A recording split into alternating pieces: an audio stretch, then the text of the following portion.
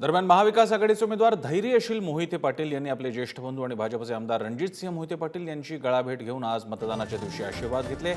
आमदार रणजितसिंह मोहिते पाटील हे कुटुंबापासून पक्षापासूनही दूर होते, त्यामुळे त्यांची आजची गळाभेट महत्त्वपूर्ण मानली जाते। माढा लोकसभा मतदारसंघाचे रणजित नाईक निंबाळकर आपल्याबरोबर आहे। आपण त्यांच्याकडून जाणून घेणार आहोत की आज मतदान आहे। आज आपण अकलूजमध्ये हे बूथवर भेटी दिलेल्या आहेत। आता 12 वाजलेत, किती मतदान झाले आहे?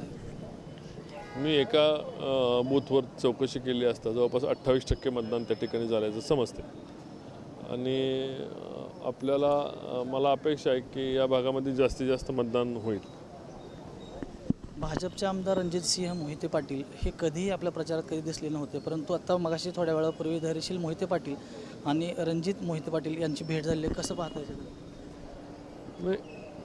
समाजासमोर करायचं जे नाटक ते करतायत, भारतीय जनता पार्टीच्या लोकांना जे नाटक दाखवत आहेत हे जनता चांगली ओळखून आहे आणि आज त्यांना त्यांनी केलेल्या गद्दारीचा पश्चाताप त्यांना यापुढे भोगावा लागेल असं मला वाटतं। ऊन ही प्रचंड वाढतं आहे आणि मतदारांना काय आव्हान कराल तुम्ही आता?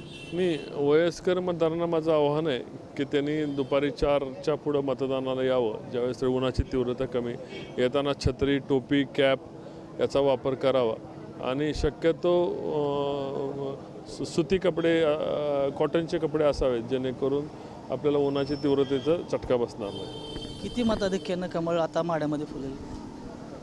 माढ्यामध्ये कमळ किती मताधिक्याने फुलेल? मागील निवडणुकीत झालेल्या मताधिक्य दुप्पट होईल असं मला वाटतं।